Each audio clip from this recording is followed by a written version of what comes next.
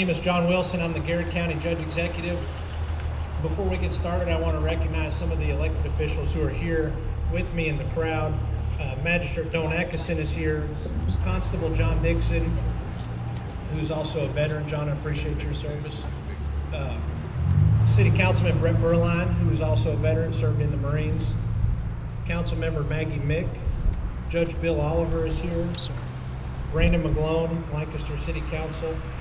Our very own county attorney who just returned from a tour in Iraq, Mark Metcalf. Thank you, Mark.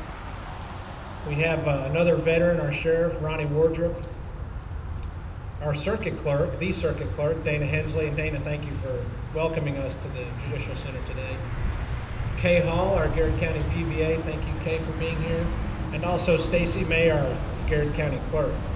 Of course, this we would not be having this today if it were not for the veterans, and I appreciate them and their service and coming out here, and the Patriot Guard who drove their motorcycles and escorted the museum in today.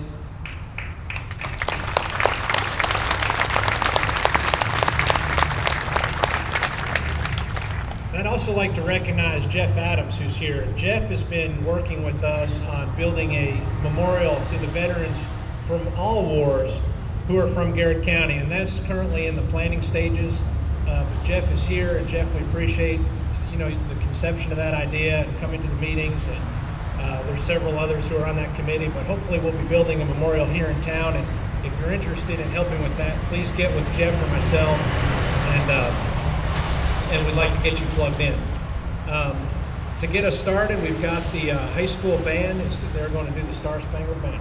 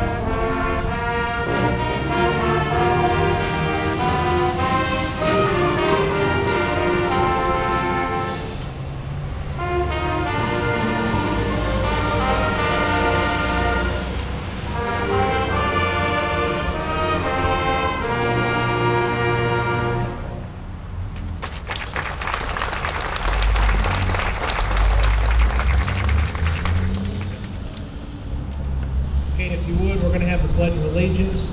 We have Russell Ray, who is a World War II veteran here, to help us. Russell, if you would start making your way up, and also George Ralph Arnold, who is a veteran of Vietnam.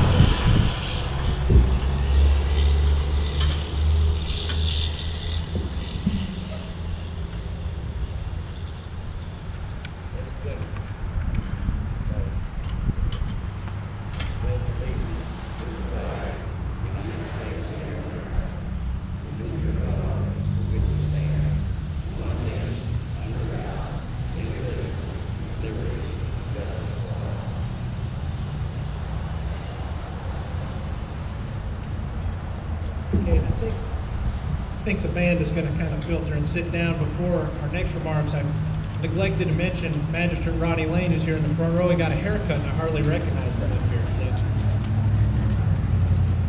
okay, next up, we'll have Representative Lonnie Napier. Lonnie also served some time in the National Guard. Lonnie, come on up for some remarks. Thank you, Judge Wilson. Thanks to everyone to come out today to help celebrate what the veterans have done for this country. If it wasn't for them, most likely we would not be here today. We have freedom because of them, and freedom, doesn't come cheap. It's destroyed people's homes or families, but I appreciate everyone that served in the military. I was there for 6 years in the Kentucky Army National Guard, but at that time I was serving during the Vietnam era, but I did not have to go to Vietnam, but they were training us to do that. Also, I'd like to thank everyone that played a part in putting this event on today. It's good to be on the stage with General Yerk, Congressman Brett Guthrie, whom I served with in the General Assembly. I don't want to miss anybody. Jan Scruggs, I was with Jan Scruggs and Nathan Mick when this event was being planned several months ago at EKU. And Nathan Mick has put this together and he's done a wonderful job. And again, let me say how much I appreciate you being here. And if you're not from Garrard County, you're always welcome. Be here in the garden spot of the world. Thank you.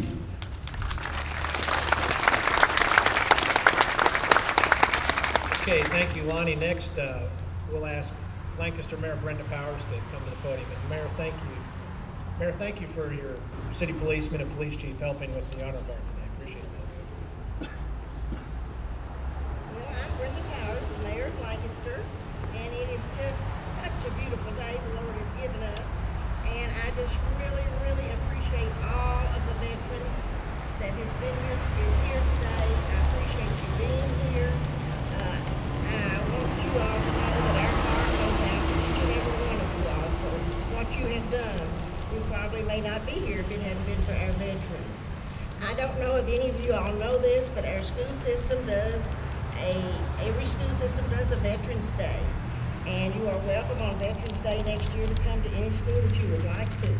We also won a National Service Learning program. We won that in Washington, D.C. because of our wonderful veterans. You all teach our students so much when you come to the Veterans Day and speak and just talk to them. Hello. Thank you all. God bless you for everything that you've done for us.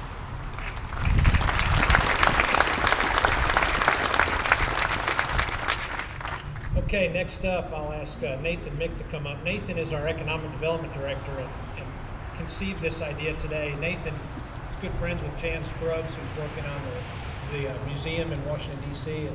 Nathan will fill you in a little bit more on that, but Nathan, I really want to thank you for helping to put on a special event like this to honor our veterans. Today, by the way, is the 37th anniversary of the fall of Saigon. Many of you all here are Vietnam veterans, and you know the significance of that event. So it's really just the timing worked out perfectly as a way to honor you all especially. But Nathan, please come up. Good morning. Thank you so much for being here. We're glad to have you here. Welcome, veterans.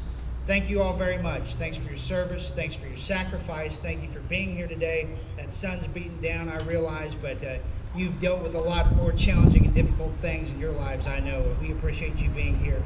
If I could take a moment for a second here, I just want to thank our veterans.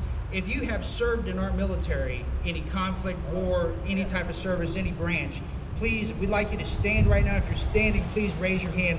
Let us recognize you and thank you here. Please stand up if you're able.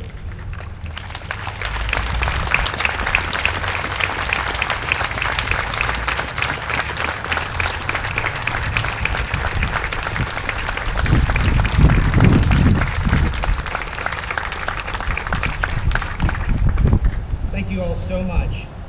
We're so grateful and honored to have you here. We really are.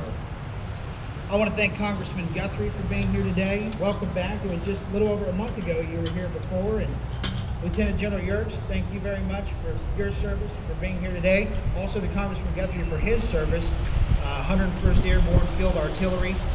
Representative Napier, thank you. Judge Wilson, Mayor Powers, Brother George Ralph Arnold, Brother Russell Ray, thank you. And Mr. Jan Scruggs here. Several other people, if you'll bear with me, I need to thank. I want to thank the Garrard County Chamber of Commerce for the Garrard County Chamber of Commerce weather we're having today, and also for co-hosting this event. President Mary Adrian Davis is here, also the Executive Director of Lindsay Stanley, and some of the Board of Directors. We appreciate them very much. I want to recognize the Garrard County Chamber of Commerce Gold sponsors, Ephraim McDowell Fort Logan Hospital, Farmers National Bank, the Garrard Central Record Newspaper, Mind Shield, and the silver sponsors, Central Kentucky Savings Bank, City of Lancaster, Garrard County Fiscal Court, and Whitaker Bank. Also to our co-hosts, the Garrard County Fiscal Court and the magistrates, the Lancaster City Council, and another co-host, the Garrard County Public Library, who's always a friend of the veterans. They're always willing to be a part of these programs. I see Laura McWilliams here, our director. Thank you very much. And I remember working with Laura in the public library in 2008 when we had the Veterans History Project here, and we were honored to record the oral histories of over 50 veterans in one day from this region here in Garrard County. And so you know, those stories are archived in the United States Library of Congress, and they're also archived here at our public library. And anyone interested to hear those stories can go to our library to listen to them. They're for future generations, so we never forget. And a lot of you who are here today, you had your stories recorded. We thank you very much for that. Thanks again to the Patriot Guard Riders for that escort in of the Traveling Exhibit Museum. Awesome, that was great. And also to the Sheriff, Ronald Wardrop, and the Garrard County Sheriff's Department, Lancaster Chief of Police Rodney Kidd and the Lancaster Police Department, Lancaster Fire Chief Richard Sebastian, Lancaster Fire Department, Kentucky State Police, Garrard County Road Department for setting up this event, Philip Crow and Greg Ives from the Dix River Crossing Band for the PA system, Mr. Christopher Vance, the music director of the Garrard County Band for their performance. Let's give them another round of applause.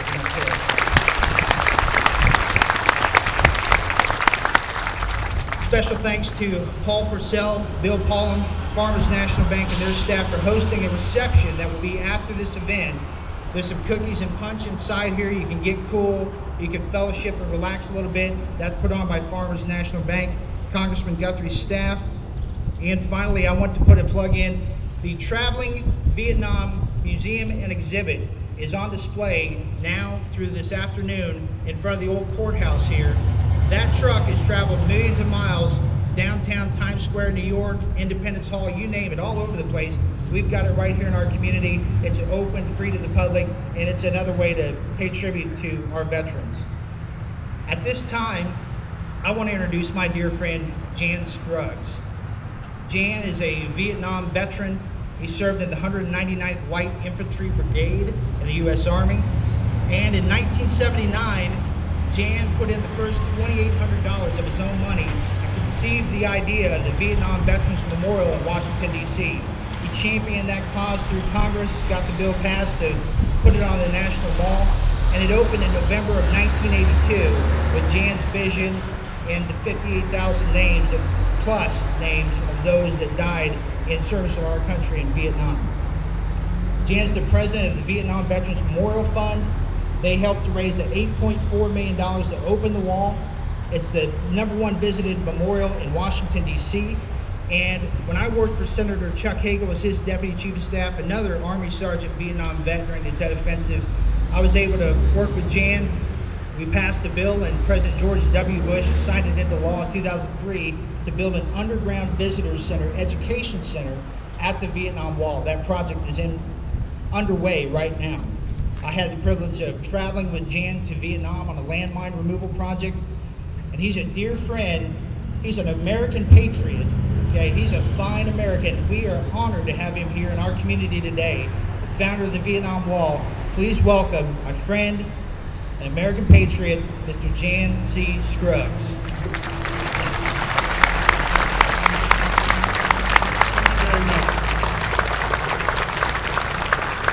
You can, of course, remain seated during my speech.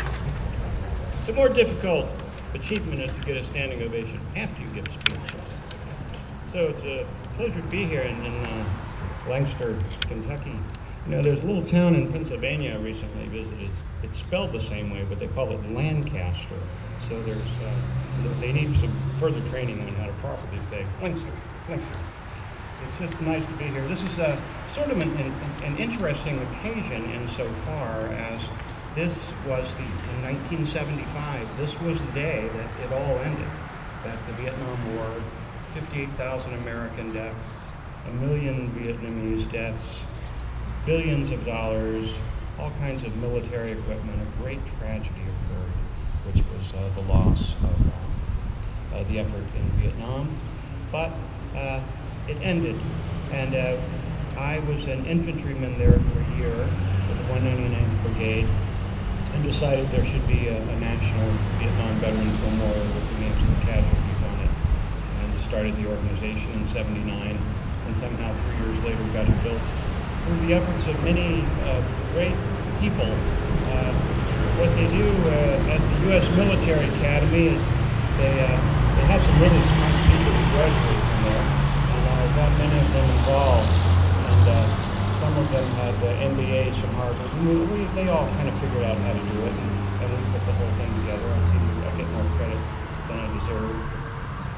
This Education Center at the wall is the final part of the Vietnam Veterans Memorial. This will show the photographs of those who've given their lives in the war in Vietnam. And recently it was decided that we will show the photographs of all the men and women who've given their lives in Iraq and Afghanistan. It's really important that we do this until they get their own memorial. This will be the place where they will all come. We'll show them every day on the hour for 10 minutes the photographs of the casualties on the date of their demise. It's a tough time and an interesting and very poignant event today.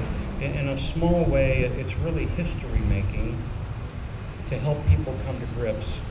The idea of just saying the names of 107 people from the great state of Kentucky who've given their lives in very recent times in Iraq and Afghanistan. And of course, from the Revolutionary War until the present time, that Kentucky had always done what their nation has asked them to do. This time, I want to thank you for having me here. I'm reminded of Abraham Lincoln, who was a native of your great state, I understand, and the second inaugural address, he said, "Let us strive to bind the nation's wounds, to care for those who shall have borne the battle for his widow and his orphan, and to try to achieve a just and lasting peace among ourselves and among all nations." Thank you all for having me.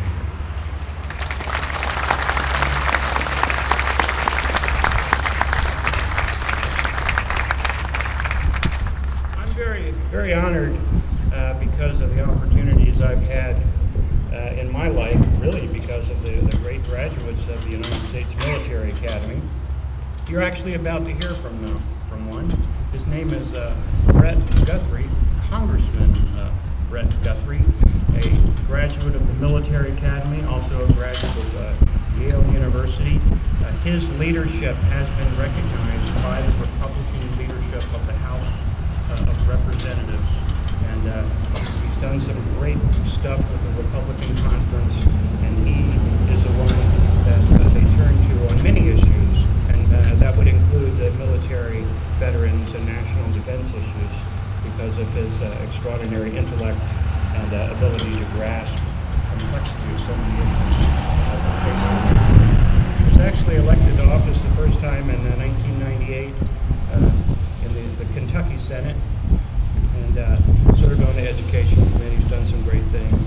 But now he, among his other duties in the House of Representatives, as well as being a father of 3 children, he's the assistant whip to the Republican conference. Ladies and gentlemen, Congressman Brett Guthrie.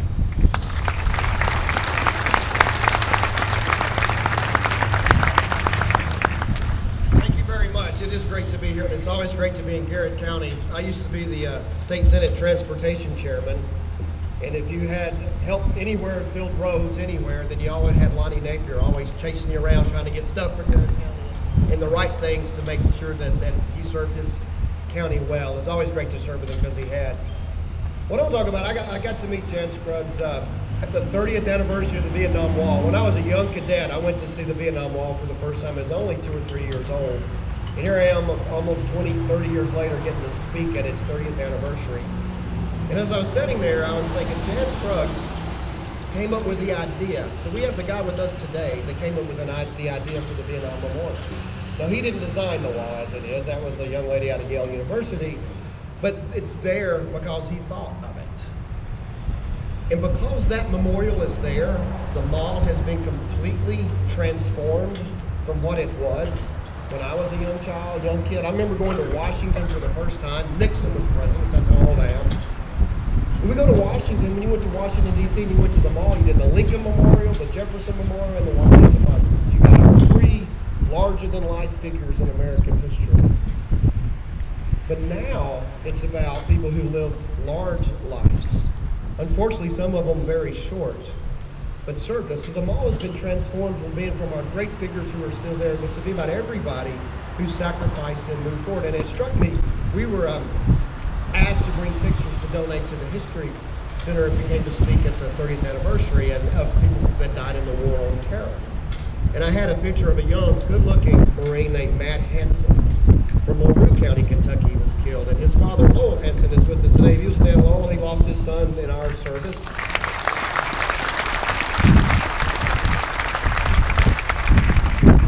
And he wants him remembered. And that's why we're here today, to remember everybody. And I was standing there, sitting there with them. I had the picture of Matt and looking at him. You know, what a loss of our young and finest, but for a great sacrifice. And as I was sitting there, they're from LaRue County, and I was looking back over my shoulder at the Lincoln Memorial, and it dawned on me, because of Jan's work, that the mall has been transformed. Matt was probably 3 or 4 miles from where Abraham Lincoln was born. Matt was born, raised, and is buried within just a few miles of where Abraham Lincoln is born. So just a few hundred yards from where our great president's being honored, Matt's going to be honored. Only in America do you honor everybody who contributed and moved forward. And it really moved me. That's what the Vietnam Wall has done. And one of my best days in Washington, I was supposed to spend about 4 hours in a committee meeting, and it got canceled at the last minute. So what you normally don't have there is free time. And immediately your staff, we can do this and that and the other. So I need some time. Let's go for a walk. I left to go for an exercise walk, honestly, just exercise. And as I was walking from the Capitol down to the mall, an honor flight landed. That's World War II veterans who fly in, and they're at the World War II Memorial. So I stopped and just mingled in between. There was a man probably in his mid-80s talking to his probably my age granddaughter, talking about, and I remember him saying, I got to grow up. I got to have you as my granddaughter. But a lot of people I served with didn't. And that's what I'm feeling today. So I went to the Korean Memorial, and my father lost his oldest brother there. I remember my dad telling me the only time he ever saw my grandfather cry was when he used to get a telegram. When he read the telegram to the family gathered in the house that their oldest brother wouldn't be coming home. So then I said, well, I got to go to the Vietnam Wall after this. So I walked over to the Vietnam Wall, and there was a guy about my age, I'm 48, but maybe a little younger, who took a piece of paper. If you've been there, hopefully you've done it, and put it up against the wall for somebody special to you, and you shade it with a pencil, and their name appears on the piece of paper. And it was a person about my age with a woman about my mother's age. And I'm going, wow, is that a son that didn't know his father? Is that the name he's bringing in? His only remembrance of his father is those types of issue things? Is that a woman that didn't get to grow old with her husband? And by Jan's vision and people coming together and doing this, those experiences are by everybody on the mall. When people come to my office in Washington, I say, what'd you do today? They all go to the Vietnam War. They all go to the Vietnam War. And it's amazing that it's that special. Because I'm in airports all the time, and you'll love this if you're not in airports all the time. When soldiers in uniform kind of move through, people actually get up and applaud and cheer them, as we should. But at the Vietnam veterans here, no, that wasn't the case when you came home. But now, your memorial is the #1 visited spot in Washington, D.C. And so as I turned to walk back to my meeting that I had to go to, if you know the geography of the mall, you turn and walk back, you go to the Capitol building, there was the dome. And it just struck me that because of the names on that wall, because of my uncle's sacrifice in Korea, because of all the veterans of World War II, you get to go to the polls and elect someone to go to Washington, D.C. to serve under that dome to represent you. And I just remember telling myself, I'm not sure that members of Congress have always lived up to the sacrifice and served in a way to live up to the sacrifice that people made for us. And that became my pledge. That was going to be why I'm going to make sure those names on that wall are going to be honored by the service that I move forward. So I appreciate Jan for what he did, and I appreciate you for what you've done. And it is important that we remember, because there are families today hurting, as Lowell can tell you, because they sacrificed their son or daughter, their husband or wife, to make sure we have the opportunity to have representative democracy and lead the world. And that's what we are going to do, that's what we will do. And it's great to be here to honor Our veterans honor those who we lost and being part of this great ceremony in this wonderful community. Thank you very much. Lieutenant General Yerkes served from 1968 to 69 as a staff officer for the chairman of the Joint Chiefs of Staff. A decorated military career, including service as president of the United States Army War College in 1977. And Lieutenant General Yerkes' final assignment was Deputy Chief of Staff of the United States Army from 1978 to 1981 when he retired. He holds a master's in international relations from George Washington University, a doctorate of humanities from Eastern Kentucky University. His military awards include the Distinguished Service Medal, Silver Star for Valor, Purple Heart for combat wounds, Legion of Merit, Distinguished Flying Cross for Valor, Soldier's Medal of Gallantry, Bronze Star, Air Medal with V device, countless civilian awards, including a finalist in 2000 for the Nobel Peace Prize. Lieutenant General Yerkes has been married to Iris Anderson for more than 60 years. They have 10 children, 25 grandchildren, and 3 great-grandchildren. And Lieutenant General Yerkes resides in Madison County. It is my honor to introduce you to you, Lieutenant General Robert Yerkes.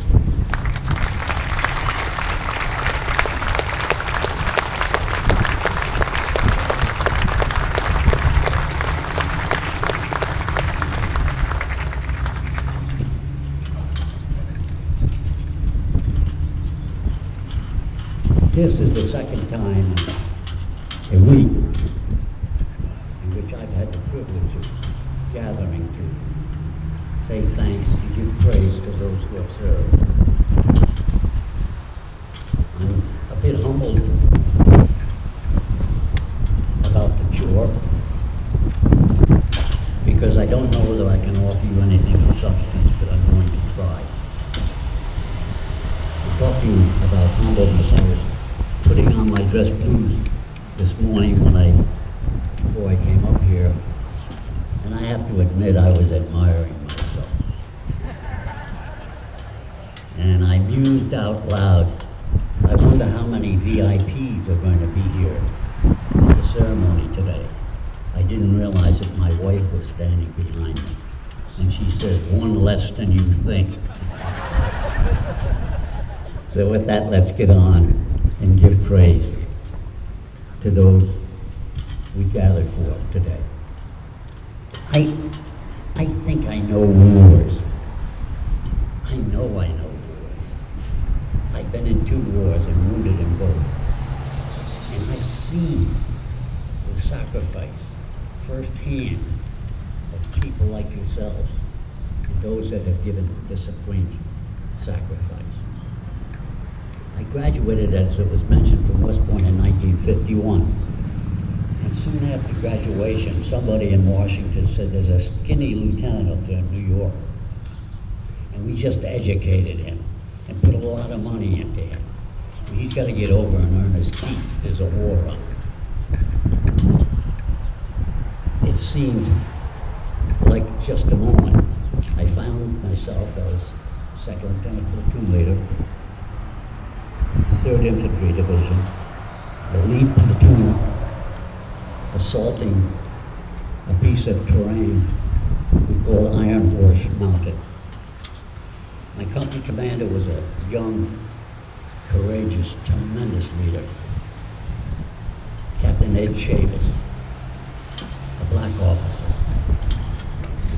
The first day of assault of Iron Horse, which was a key piece of terrain because it controlled the flow of armies north and south in the Chorwan Valley, the major terrain route in that country.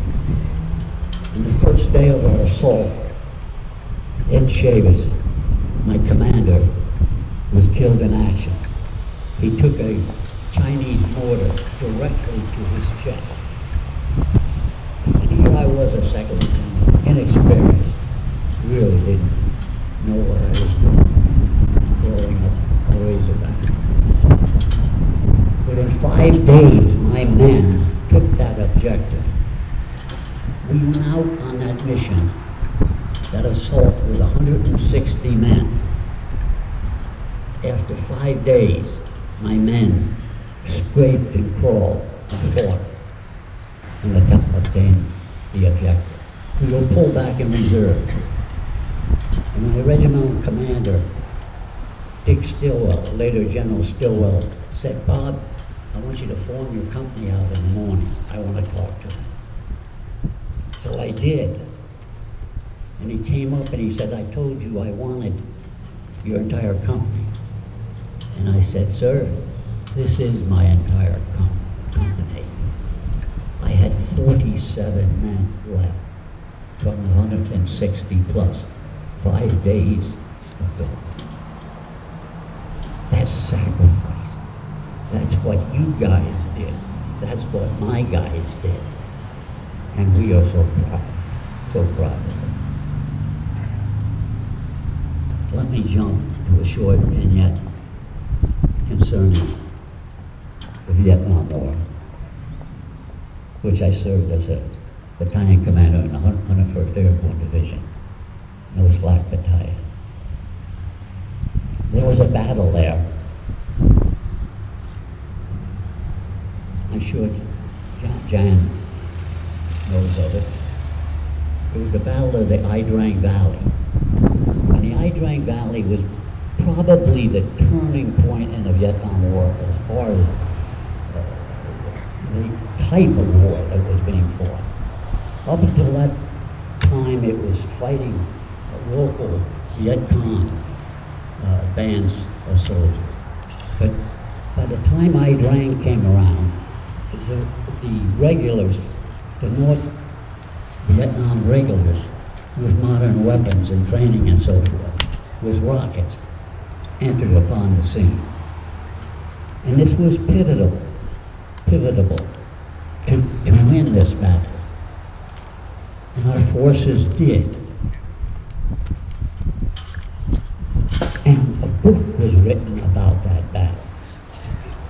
It was called We Were Soldiers Once and Young. And a movie was made of that battle. And on the leaf, the flap of the book, there's a picture of a young soldier. And his eyes are beady white. And the grip on his rifle, his hand was almost as white. And he had an unbelievable look of uncertainty on his face. And the reason being, he was just told to leave his foxhole and close with the enemy. And he wondered what the next few seconds would bring. He closed with the enemy, was wounded, but lived, survived. Had a short military distinguished career, but then was discharged. And I jump forward now to September 11th, 2001. Rick Risolda was his name. And he was now a financier on the 46th floor of the South Tower. And a plane had hit that tower, we all know. And he's on the cell phone with his wife. And his wife is pleading with him, "Get out, honey, get out." And he said, "No, dear, I have to get my soldiers out first." That was the last words out of Rick's mouth. That's the type of soldier we honor today. The Congressional Medal of Honor Society offered post-life their highest award to Rick Risolda.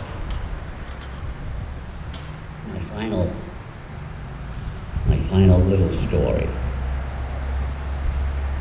And you know, I tell people they have to accept the fact that I'm a prime example of the older I get, the better I was. And so my last one into Afghanistan, Iraq. I go around to hospitals in the country and a part of the Project Wounded Warrior. And I talk to veterans. Hey, who's this old guy coming in my room, you know? But they enjoy it after a while. They enjoy just someone taking the time and giving them the attention to say nice things about them because they're well deserved. And one visit stood out or stands out in my mind more than any other. I went into a room at the Veterans Hospital in Lexington, the Cooper Division, and there was a young soldier in there that served in the 101st Division in Iraq, and he was shot through the neck, and he couldn't talk, and he was partly paralyzed. And I talked to he and his family for about 20 minutes, and I turned to leave. And as I turned, I saw his hand shaking, and I turned back, and I realized what he was trying to do. He was trying to salute me. He finally got his hand up to salute. I have received over 25 awards for valor, undeserved. But tell me, I tell you, that was the greatest honor I have ever received. Now I have another honor. The director will force me off podium. I have the honor to read the names of the Kentuckians who gave their all. Their ministry was to give their life for their comrades and their republic. Ralph Waldo Emerson once wrote, "A hero is just a common guy, but he sustains 5 more minutes. He stays 5 more minutes.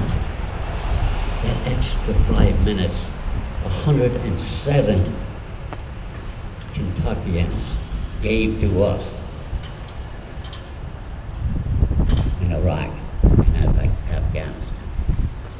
I read each, and please rise.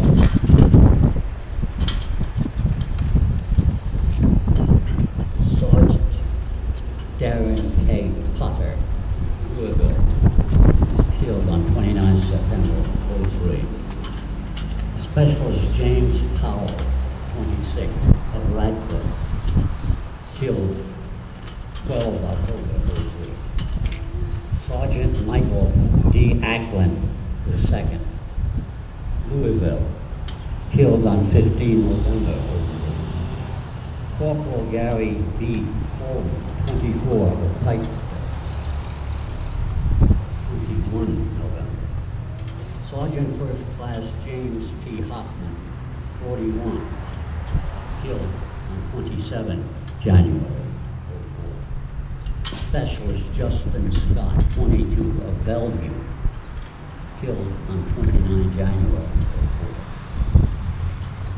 Second Lieutenant Jeffrey C. Graham, 24, of Elizabeth County, killed on 19 February 04. Sergeant Joe Dunnigan, 37, Benton, killed on 11 March 04. Staff Sergeant Joe Renstorff, 31, Louisville, killed on 7 April 04. Corporal Nicholas Dura, Versailles, killed on 8 April 04. First Lieutenant Robert Henderson, 33, Alvalon, killed on 17 April 04. Sergeant William Harlan, Owensville, killed on 14 May 04. Sergeant Tahana Reed, Fort Campbell, Kentucky, she was killed on 22 July Private First Class Joshua Titchcomb, Somerset, killed on 29 September 04. Private First Class Stephen Downing, 30, killed on 28 October from Berkshire. Lance Corporal Sean Langley, Lexington, killed on 7 November. Sergeant Christopher Hefner, Paducah, killed on 16 November 04. Specialist Jonathan Hughes, Lebanon, 19 March 05. Specialist Eric Tough, 21, Edmonton, killed on 3rd March 05. Sergeant James Sherrill, Ekman, killed 3 April. Petty Officer 10th Class Jerry Weiner, Louisville, killed on 7 May 05. Sergeant David Wimberg, Louisville, killed on 25 May. Specialist Michael Hayes, 29, Morgantown, killed on 14 June 05. Sergeant Joseph Tackett, 22, Whitehorse, died on 23 June 05. Sergeant First Class Christopher Phelps, Louisville, killed on 23 June 05. Specialist Ryan Montgomery, 22, Greensburg, killed on 3 July 05. Specialist Ronnie Williams, Erlanger, died on 17 July. Sergeant First Class Robert Lorenzo, Ledbetter, died on 5 August. Lance Corporal Chase Conley, 21, of Lexington, killed on 6 August 05. Specialist Jason Ames, 21, Serovian, died on 31 August. Sergeant Matthew Decker, Elizabethtown, 16 September. Sergeant William Alden Allers III, Leachfield, Kentucky, 20 September 05. Sergeant First Class John Morgan, 31, Stanton, was killed on 15 December. Sergeant First Class Jason Bishop, Williamstown, killed on 1 January 06. Private First Class Scott Messer, Ashland, killed on 2 February 06. Sergeant First Class Lance Cornett, 3 February 06. Staff Sergeant Brock Berry, White House, died on 23 March. Staff Sergeant Berry was a member of the Kentucky National Guard and is considered, of course, one of your own. Specialist James Gardner, Glasgow, 10 April 06. Lance Corporal Justin Sims, Covington, 15 April 06. Master Sergeant Clinton Cooper, Warrensburg, 15 April 06. Private First Class Robert Secker, Owensboro, 19 April 06. Captain Clayton Lee, Adams Istria, Louisville, 20 April 06. Sergeant Robert Phoenix, 22 April 06. Staff Sergeant Santiago Heisel, Bowling Green, 16 May 06. Corporal Christopher Warndorf, Burlington, 29 06. Lieutenant Commander Jane Elizabeth Latham, Owensboro, Kentucky, died on 19 September 06. Sergeant First Class Jason Jones, Warrensburg, died on 20 September 06. Corporal Wendell Simmons, Hopkinsville, 21 September 06. Special Timothy Ferguson, Utica, died on 8 October 06. Staff Sergeant Garth Seisman, Mount Sterling, died on 17 October 06. Lance Corporal Jonathan Stonesberg, McDowell, 25 October 06. Private First Class Theodore M. West, 29 November 06, from Richmond. Lance Corporal Thomas Eccles, Shepherdsville, 4 December 06. Staff Sergeant Clemens, Lakefield, Kentucky, 10 December 06. Major Michael Mundell, Brandenburg, died on 5 January '07. Sergeant John Cooper, Ewing, 15 January '07. Specialist William Bowling, Beattyville, 1 April '07.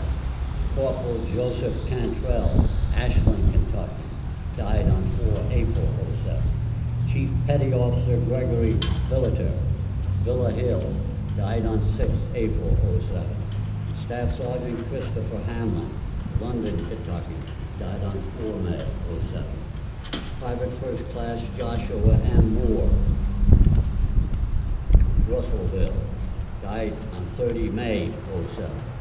Private First Class Timothy Winoco, Fort Campbell, died on 5 June '07. Sergeant First Class William Zaffe, died on 19 June '07. Lance Corporal Robert Lynch, Louisville, died on 24 July '07. Staff Sergeant Nicholas Cohn, Dayton, Kentucky, died on 26 August. Staff Sergeant Delmar White, Lexington, died on 6 September '07. Private First Class Sammy Phillips, 19, he died from Vine Grove. He died on 10 September. Master Sergeant Thomas Bruner, Owensboro, died on 28 October.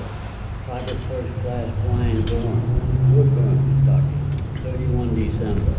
Specialist Jeremy Gullett, he died on 7 May '08. Captain Eric Daniel Terhune, 19 June '08. Special William McBillis, he died on 8 July '08. Private First Class Sergio Abad, Morganfield, died on 13 July. Sergeant David Cooper, died on 27 August. Sergeant William Rudd, Madisonville, died on 5 October '08. Sergeant Wallace, 27, from Dry Ridge, died on 31 October '08. Lance Corporal Riley, 19, from London, Kentucky, died on 21 September '08. Lance Corporal Chadwick Gillen of Macon, died on 3 January. Sergeant Joshua Ward, died on 9 February '09. Captain Brian Bunting, Elizabethtown, died on 24 February '09. Staff Sergeant Gary Wood, Lebanon Junction, died on 10 April '09. Specialist Kevin Graham, Benton, Kentucky, died on 26 September '09. Tech Sergeant Anthony Campbell, 35, from Florence, died on 15 December. Lance Corporal Timothy Cooley, Bowling Green, died on 24 September, January 10th. Excuse me. Sergeant First Class Matthew Swastiller from Catlettsburg, died on 3 February. Sergeant Adam Ray, died on 9 February 10th. Lance Corporal Adam Pete of Florence, died on 21 February. Lance Corporal Matthias Hansen, died on 21 February. Sergeant Randolph Sigley, he died on 18 April 2010. Private First Class Russell Madden, 29, from Dayton, died on 23 July. Sergeant First Class Christopher Chaplot from Lorraine, died on 30 June 10. Private First Class Michael Pridham, 19, from Louisville, died on 6 July 10. Private First Class Nathaniel Gavin from Radcliffe, died on 12 July 10. Staff Sergeant Christopher Stout, died on 13 July from Worcester. Chief Petty Officer Thomas Aceal from Moorhead, Kentucky, died on 18 August 2010. Specialist Christopher Wright, 23, of Tullsville, died on 19 August 10. Sergeant Jason Gallo of Lexington, Kentucky, died on 22 August 10. Lieutenant Eric Yates from Rhineville, Kentucky, he died on 18 September 10. Lance Corporal Timothy Jackson, Foreman, Kentucky, 30 September 2010. Private Landon Pickle, he died Sergeant Jeremy Summers. Specialist Brandon Mullen, Owensboro, died on 25 August 11. Private First Class Special Navy, 20 of London, died on 8 January 12. Lieutenant Colonel John C. Lawson from Paducah died on 25 February 12. Specialist David Taylor from Dixon, Kentucky, died on 29 March 12. Corporal Aaron M. Falk, 22 of Louisville, died on 15 April 12. We not know of the dignity of their birth, but we saw, sure, and praise the glory of their death. God bless them. Please remain standing for time.